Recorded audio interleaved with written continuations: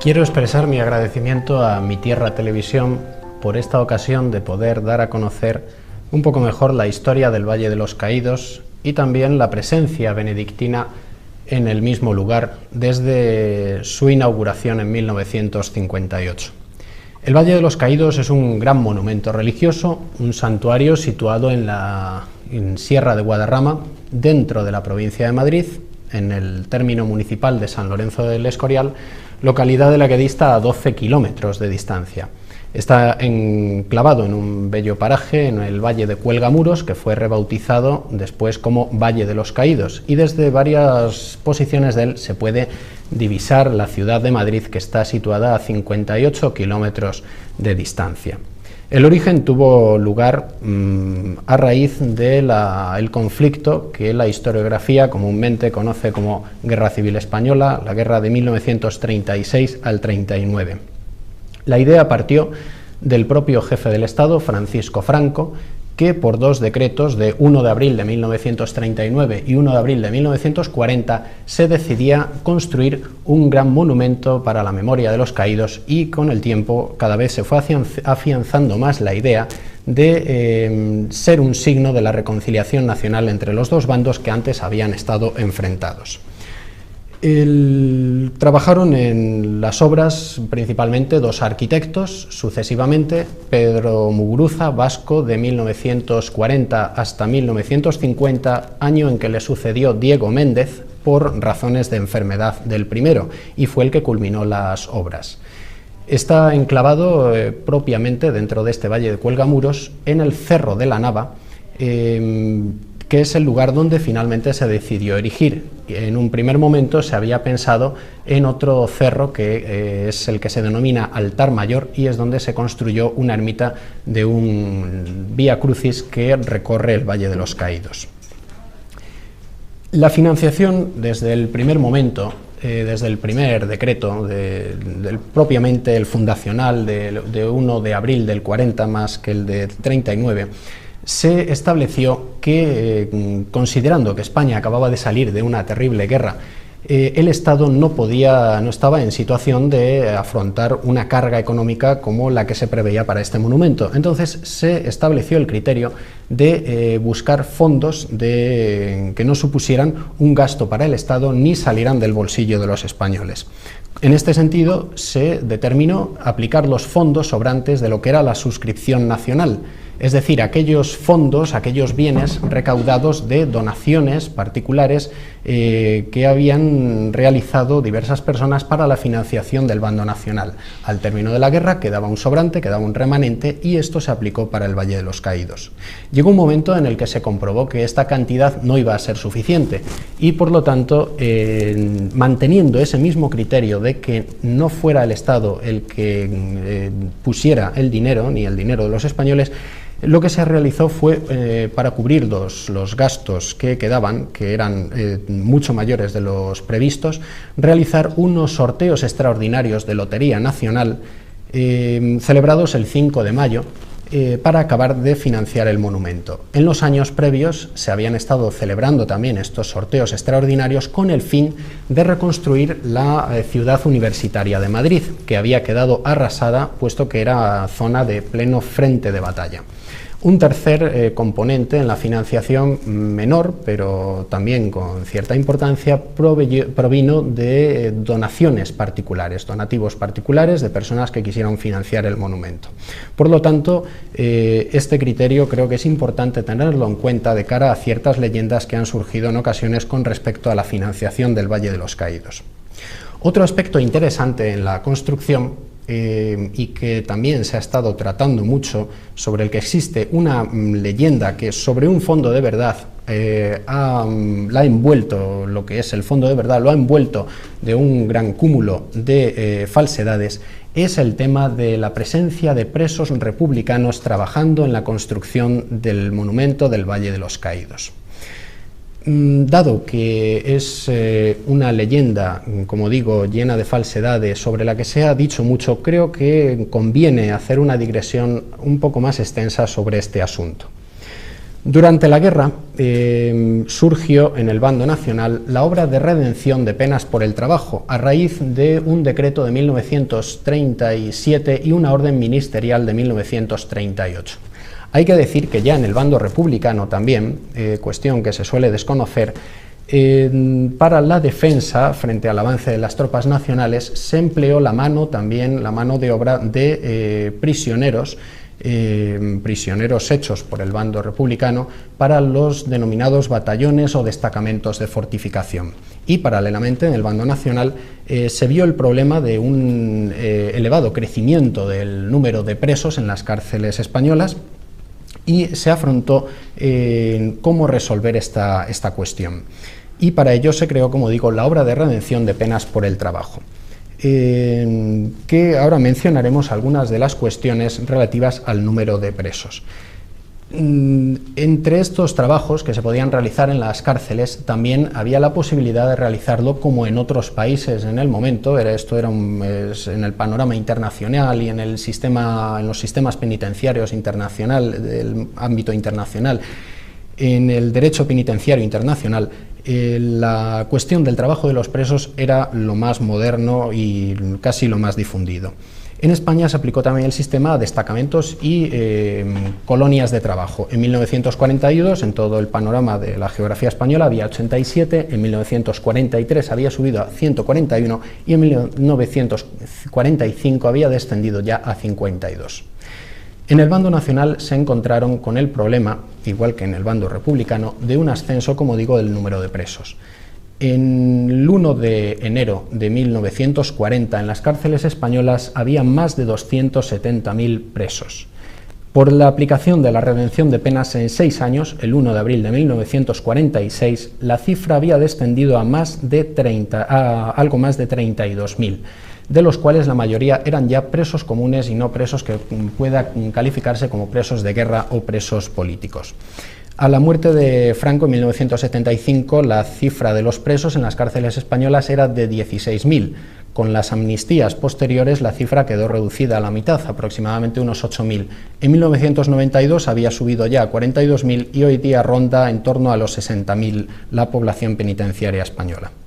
Por lo tanto, al bando nacional se le planteó el problema de una elevada población penitenciaria y el modo de resolver esta situación fue aplicando la redención de penas por el trabajo. Se ha especulado mucho en relación con todo esto también qué número de presos existió trabajando en el Valle de los Caídos. Se ha lanzado la cifra totalmente desorbitada y sin ningún fundamento documental de 20.000 presos. Algún historiador más aficionado propiamente ha especulado una cifra más a la baja de 6.000, 7.000. Pero con los datos en la mano, con los documentos en la mano, sabemos que a lo sumo no pudieron oscilar más que entre 700 y 2.500 y que en realidad no sobrepasarían los 1.000. Cabría pensar, digo, entre 700 y 2.500, puesto que estuvieron trabajando en 3 destacamentos de trabajo correspondientes a 3 empresas que trabajaban en la construcción del monumento: Molán, San Román y Banús. Banús fue la primera que comenzó llevando presos. Dado que en momentos en que estaban trabajando al mismo tiempo, los momentos en los que mayor cifra se alcanzó fue de unos 500 a la vez, en las ocasiones más habituales no pasaban de 200 o 300 presos. Teniendo en cuenta la redención de penas que iban pasando varios, se puede hacer ese cálculo que digo de 700 a 2.500. Ahora bien, por un dato que incluso recogió la revista Redención, que fue el primer periódico semanario elaborado y publicado por presos en todo el mundo, el semanario Redención, en 1947 daba la información de que en el Valle de los Caídos en ese momento existían 295 presos trabajando y hasta el momento habían pasado 800. A partir de este cálculo y de otros datos cabe suponer que la cifra no pasó de 1.000 y además hay que tener en cuenta que la mayor parte de las personas que estaban trabajando en el Valle de los Caídos era personal libre. El personal libre estaba sobre todo destinado a las labores de construcción de la basílica, labores de excavación, puesto que requerían un personal más cualificado. Los presos de Banús estuvieron trabajando en la carretera, de San Román participaban en las labores de construcción del monumento y los de Molán trabajaron en lo que fue el primitivo monasterio hospedería externa actual. La condición era totalmente, siempre hubo más trabajadores libres que presos. Se puede calcular que unos 1.500, 2.000 trabajadores libres frente a un máximo en cierto momento de 500 presos. La voluntariedad es un tema que se ha tratado, se ha hablado mucho de presos forzados, de trabajos forzados. Esto es realmente falso. En la legislación franquista no aparece en ningún momento la denominación trabajos forzados, que por entonces sí existía en Francia y en otras naciones. Todos los presos que fueron a trabajar al Valle de los Caídos lo hicieron voluntariamente. Se ofrecía en las cárceles, sobre todo fue en la cárcel de Ocaña donde se ofreció esta posibilidad y de donde procedieron la mayoría, se ofrecía la posibilidad de ir a trabajar a destacamentos de trabajo, concretamente al Valle de Cuelgamuros, y las condiciones en que podían realizarlos. Tanto es así que hubo que hacer una selección, dado que veían un modo de ganar un salario y salir de la cárcel con mayor prontitud. La legislación de redención de penas consistía en la reducción del tiempo de condena en relación con días de trabajo. Inicialmente, en los años hasta el año 40, un día de trabajo podía equivaler a 2 o 3 días de pena. Y desde 1943 un día de trabajo equivalía a 6 de pena, es decir, una pena de 30 años, que solía ser la conmutación de una pena capital, podía quedar reducida finalmente a solo 5 años de condena. En el Valle de los Caídos, para 1947, la mayoría de los presos, de los reclusos trabajadores, redimían un día una proporción de un día de trabajo por 5 de condena.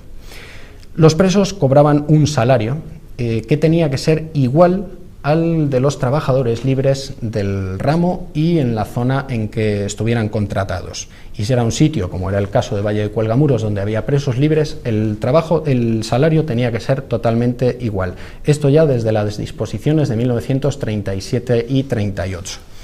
Desde 1948 la cuestión del salario de los presos mejoró notablemente cuando se restauró el antiguo Fondo de Ahorros del Penado, que se centraba en cada caso personal en una libreta personal de ahorros, cita en la caja de ahorros, en la caja postal de ahorros. Esto suponía que el salario que cobraba el preso se repartía en 3 partes. Una parte que era la que él recibía directamente como jornal para sus gastos propios que podía realizar en la cárcel o en los destacamentos de trabajo, como comentaremos, una parte para el subsidio de su familia y una tercera parte que se iba ingresando en esa libreta personal de ahorro, donde se iban ingresando también otras cantidades procedentes de diversos fondos, de la editorial y el semanario Redención, de barberías de las prisiones, de economatos, etc. Ahí esa cantidad se iba acumulando y al salir de la cárcel el preso recibía todo el fondo acumulado con los intereses añadidos. Desde los inicios y sobre todo desde 1940 la equiparación laboral con los trabajadores libres fue completa. Estaban cubiertos por todos los seguros sociales, de vejez, de enfermedad, de trabajos, de accidentes de trabajo, de invalidez, de paro, etc. También se obligaba a las empresas, además de pagar estas cuotas, se obligaba a las empresas a pagar la cuota sindical y los presos también quedaron, los reclusos trabajadores, los penados, quedaron equiparados en cuanto al descanso dominical y beneficiándose además también tanto del salario cobrado en ese día como de la redención de penas también aplicada para el domingo. La situación laboral, por lo tanto, puede decirse que era equiparada con los trabajadores libres. En el Valle de Cuelgamuros llama la atención también el régimen de libertad de movimientos con que se encontraban. Por una parte, en cuanto a las visitas y las estancias de las familias entre los presos. La legislación permitía que aquellos presos que tuvieran buena conducta pudieran ser llevados a lugares próximos a la residencia de sus familias y tenía también establecidos unos días de visita. En Cuelgamuros Lo llamativo es que las visitas familiares podían prolongarse durante 15 días, un mes, e incluso hubo familias que en unas casas preparadas específicamente para ellos se alojaron de forma prácticamente permanente. También podían, con solo pedir permiso, ir a recibir a las familias a la puerta central del recinto, junto a la carretera de Guadarrama al Escorial. La libertad de movimientos, como digo, es otro aspecto que llama la atención. Respondía a lo que la legislación general denominaba régimen de puerta abierta y mínima vigilancia, y a la extensión cada vez más progresiva de la libertad condicional. Pero además podía depender también de la voluntad y del parecer de los jefes de destacamento, de las personas encargadas de los destacamentos de trabajo. En el Valle de los Caídos, o Valle de Cuelgamuros entonces, lo que les llamaba la atención a los presos era que con solo pedir permiso oral podían desplazarse no ya de un destacamento a otro, sino incluso ir a la puerta de entrada y a las poblaciones del entorno. Esto muchos vecinos, igual que muchos presos, lo recuerdan como bajaban incluso a las fiestas de Guadarrama, de San Lorenzo del Escorial de abajo, y allí pues en ocasiones conocieron a chicas con las que más tarde se terminaron casando. La famosa fuga de Nicolás Sánchez Albornoz en 1948 no tuvo mayor misterio que este régimen de libertad de movimientos, a pesar de que luego la leyenda haya erigido otros aspectos que no son eso más que legendarios. Otro aspecto que conviene destacar también, que llama la atención, es el de la alimentación de los presos, cuyo racionamiento fue elevándose cada vez más, tanto en la cantidad de pesetas asignadas diariamente por recluso y día, como en el índice de calorías, 2.000 calorías como mínimo por recluso, 3.000 por recluso que estuviera trabajando, y en el Valle de Cuelgamuros, por las partidas de racionamiento, sabemos que subía de 3.300 calorías e incluso habitualmente pasaba las 4.500. Se habían elaborado a nivel general unos planes de renutrición también, pero además en Cuelgamuros se conoce por testimonios de vecinos, de pequerinos y de los antiguos presos, que allí la comida de carne, que se estaba extendiendo de forma general entre otros presos, pero en Cuelgamuros era un hecho real. La carne de vaca, la carne de vacuno de pequerinos, que en el propio pueblo en la posguerra no se probaba, se llevaba en cambio a Cuelgamuros para la alimentación de los presos. Los cocineros solían ser antiguos personas que a veces habían estado encargadas de cocinas, eran presos. En Cuelgamuros llama la atención el caso de Justo, conocido como el Matacuras, por las condenas que le habían llevado a esta situación de prisión que en estos momentos redimía condena. También existía un economato donde los presos, en este caso lo llevaba también Justo Matacuras, en el poblado de San Román, donde los presos podían adquirir otros alimentos, vestimenta y aquellos productos que querían. Respecto a la vestimenta, inicialmente iban uniformados, pero con el tiempo cada vez más vistieron totalmente libremente como los trabajadores libres. Había, según la legislación general, un médico, un practicante, un enfermero, un maestro. En el caso de Cuelgamuros nos encontramos con un caso llamativo como el del doctor Ángel Lausín, médico apreciado por todos, que después de redimir condena siguió trabajando libremente en el valle, igual que otros empleados.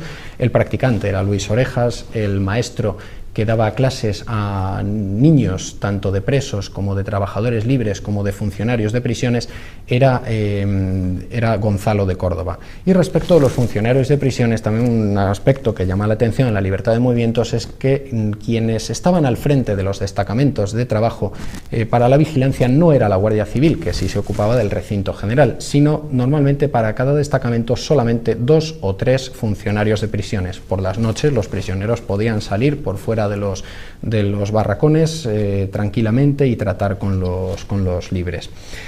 El índice de muertes es otro hecho tópico. Se ha hablado de miles, hace no tanto un diario madrileño hablaba todavía de 400 muertos. En realidad, según testimonio del doctor Ángel Lausín, la voz más autorizada, no pasó de 14, la mayoría de ellos libres. Eran víctimas de accidentes de trabajo, con muchas ocasiones de imprudencias temerarias por parte de ellos, se les llevaba al cementerio del Escorial, donde se realizaba la autopsia. Muchos permanecieron después de la pena trabajando en el Valle de los Caídos, ya libremente, ya indultados, y otros fueron a viviendas sociales que se construyeron para ellos, igual que para los trabajadores libres, en Fuencarral, Pan Bendito y San Blas, 3 barrios de Madrid. En conclusión, puede decirse que comparando con lo que es el panorama internacional del momento, donde, como digo, la extensión de sistemas de trabajo penitenciario sin las condiciones de redención de penas que nos encontramos en el caso español, sin un salario, puesto que en otros países estos elementos muchas veces no se da, teniendo en cuenta estas condiciones que hemos señalado y otras muchas que cabría señalar si tuviéramos más tiempo, no se puede decir que el Valle de los Caídos, el Valle de Cuelgamuros, en aquel tiempo fuera un campo de concentración o de explotación del trabajo de los presos republicanos. No se puede, desde luego, establecer un paralelo como si fuera un campo de concentración o de exterminio nazi, un gulag o un lager soviético, o tampoco con el sistema que se extendió por España en los años de la guerra de las checas que socialistas, comunistas y anarquistas, bajo el modelo soviético, aplicaron en sus zonas. Es más, puede decirse que la aplicación de este sistema penitenciario en muchos aspectos se adelantó a las disposiciones dadas por la Organización de las Naciones Unidas en 1955 para el trabajo penitenciario. Sobre una mentira, en definitiva, se ha elaborado un mito propagandístico que se quiere elevar a categoría historiográfica e incluso que sea asumida como verdad histórica. Por esto es el deber de los historiadores, y existe una tesis doctoral en curso en este momento que debe aclarar todas estas cuestiones relativas a la redención de penas y en concreto a todo lo que sucedió en el Valle de Cuelgamuros. La finalidad del monumento, pasando a otro aspecto, es fundamentalmente religiosa y de reconciliación entre los bandos. El Valle de los Caídos, como he dicho al principio, es un monumento religioso, esencialmente religioso. Gira en torno a la idea de la reconciliación nacional entre los dos bandos, recogiendo una idea teológica.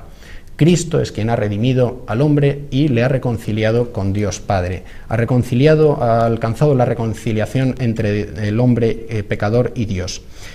Esto se renueva en el santo sacrificio de la misa, y de ahí que la cruz, que es el símbolo de la reconciliación y de la paz por antonomasia, un altar en el que se renueva el sacrificio de la misa y un monasterio en el que se ora por la paz en España son los 3 auténticos símbolos del Valle de los Caídos: cruz, altar y monasterio. La simbología política, que realmente es mínima en el Valle de los Caídos y puede decirse que queda integrada por una parte en lo que es el ambiente histórico del momento y por otra también en lo que es el conjunto histórico-artístico, es un elemento minoritario con respecto a lo que es la simbología religiosa. Simbología religiosa que queda plasmada también en un hermanamiento en las sepulturas. Se quiere que sea un monumento a la reconciliación entre los dos bandos. Y como signo de esto, en el Valle de los Caídos hay enterrados más de 33.700, según el número de registros, caídos de uno y de otro bando, procedentes de todas las regiones de España, fundamentalmente de zonas de frente de batalla. Muchos de ellos son conocidos perfectamente, otros en cambio proceden de fosas comunes, normalmente de zonas de batalla donde se procedía a la sepultura con gran rapidez. La idea del Valle de los Caídos, por lo tanto, fue que no se volviera a producir más la guerra. De ahí que aparece así expresado en los documentos fundacionales de 1956, 57, 58, de cara a la oración y las intercesiones que deben realizar los miembros de la comunidad religiosa que se instale allí por los caídos de uno y otro bando, por todos los muertos en todos los cementerios de España, no solo en el Valle de los Caídos, por la paz en España y también por el futuro, por la paz y la prosperidad de España en los años siguientes. Se erige también para memoria de los caídos, con esta señal de hermanamiento, y también como plasmación de este no querer más una guerra como la que se había sufrido, fue la erección, una señal fue la erección del Centro de Estudios Sociales, en el que se debía estudiar y difundir la doctrina social de la Iglesia y que estuvo funcionando hasta 1982 con grandes resultados. Se era consciente de que buena parte de las causas de la guerra habían estado en desajustes económicos, injusticias sociales, diferencias hirientes, etc., y que solo la doctrina social de la Iglesia sería la garante del futuro de una paz y de una justicia social en España. Los benedictinos en el Valle de los Caídos llegaron en 1958. Primero se pensó más en una orden volcada hacia el apostolado social, pero dado el realce que se quiso dar a la liturgia, finalmente llegó una orden menos volcada hacia el exterior, como son los benedictinos, más centrada en otros aspectos como la liturgia. Pío XII en 1958 erigió el monasterio en Abadía y el beato Juan XXIII en 1960 erigió el templo en Basílica Menor. Las partes y los lugares del complejo, fundamentalmente hay dos que llaman la atención: la gran basílica subterránea de más de 262 metros de longitud, en la que trabajaron artistas de la talla de Juan de Ábalos, otros escultores como Lapallese, Ferreira, Mateu, Beovide, también otros artistas de la talla de quien realizó el gran mosaico, Santiago Padrós. El otro elemento arquitectónico llamativo, obra de Diego Méndez, es de 1950, es la gran cruz monumental. Hay que decir que en la cruz no trabajaron presos, puesto que los presos solamente estuvieron de 1942 hasta el 50 y Diego Méndez pidió el indulto para los 46 que quedaban en su momento. Y por detrás del Cerro de la Nava está el conjunto formado por la abadía, la escolanía y la hospedería externa. Habría que añadir otros elementos como el poblado de patrimonio nacional, una pequeña presa, un vía crucis, etc.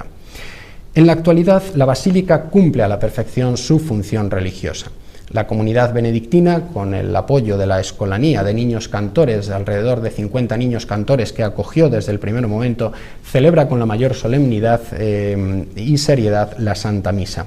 Se desarrolla una labor pastoral importante, acuden peregrinaciones incluso provenientes de otros países. Todos los meses viene una peregrinación por motivos exclusivamente religiosos de unos 50 franceses y de 300 a 500 portugueses. La Semana Santa es el periodo tal vez más álgido espiritualmente en el Valle de los Caídos. El Jueves Santo es el día que mayor entrada se produce para los oficios de Jueves Santo. Se cede también para el culto de los fieles el 14 de septiembre, el día de la exaltación de la Santa Cruz, el Lignum Crucis que regaló Juan XXIII, y Benedicto XVI, cuando era cardenal Ratzinger todavía, visitó el Valle de los Caídos y quedó profundamente impresionado después de una visita en la que compartió 3 horas de su tiempo con los monjes benedictinos. También otro papa vinculado al Valle de los Caídos es Juan Pablo II, puesto que de los más de casi 34.000 caídos, 7 son beatos mártires beatificados por él. La comunidad benedictina ronda a los 25 monjes, su vida gira en torno a la oración, el estudio, el trabajo. Fruto de ello son diversas realizaciones, entre ellas pues, de tipo intelectual, la publicación de diversos libros en editorial propia o en otras, y en definitiva reflejan 14 siglos de tradición y de historia de la Orden de San Benito. La escolanía, como digo, se fundó en 1958, cumple una función fundamentalmente litúrgica, pero también se educa a los niños con una educación integral. Ha alcanzado fama nacional e incluso internacional con conciertos en España y en diversos países y diversas grabaciones en discos, casetes y CDs. Como fruto también de la escolanía es el grupo denominado Escola Antigua, que son antiguos escolanes que siguen fomentando el canto gregoriano. La escolanía canta tanto gregoriano como canto polifónico. El Centro de Estudios Sociales en el ámbito de la investigación funcionó, como he dicho, de 1958 al 82 con resultados muy importantes en publicaciones propias, en conferencias, en semanas de estudios sociales, etc.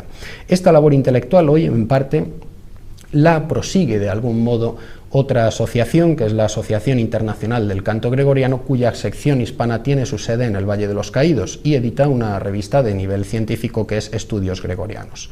La hospedería externa acoge en su seno diversos grupos de estudios y fundamentalmente grupos religiosos que pasan diversas estancias en el valle. Además existe también una hospedería interna donde los varones que lo deseen pueden hacer vida de comunidad con los monjes.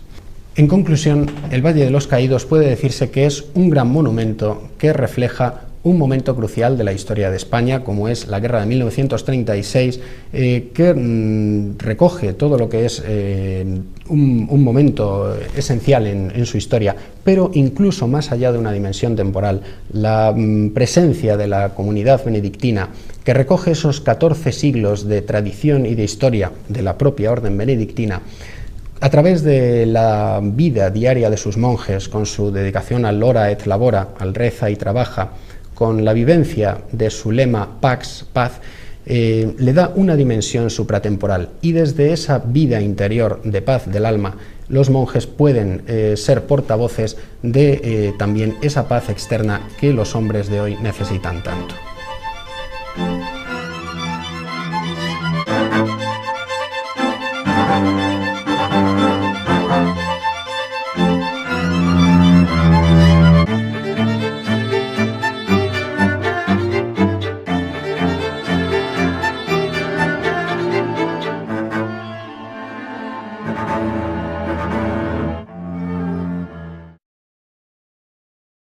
Arquitectos, sucesivamente, Pedro Muguruza, vasco, de 1940 hasta 1950, año en que le sucedió Diego Méndez por razones de enfermedad del primero, y fue el que culminó las obras. Está enclavado propiamente dentro de este valle de Cuelgamuros, en el Cerro de la Nava, que es el lugar donde finalmente se decidió erigir. En un primer momento se había pensado en otro cerro que es el que se denomina Altar Mayor, y es donde se construyó una ermita de un Vía Crucis que recorre el Valle de los Caídos. La financiación desde el primer momento, desde el primer decreto, propiamente el fundacional de 1 de abril del 40 más que el de 39,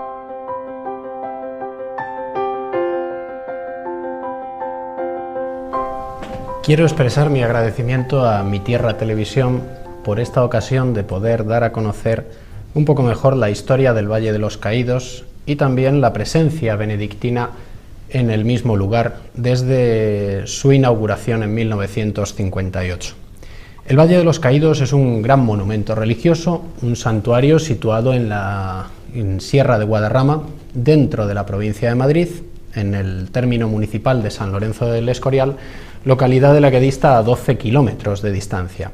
Está enclavado en un bello paraje en el Valle de Cuelgamuros, que fue rebautizado después como Valle de los Caídos, y desde varias posiciones de él se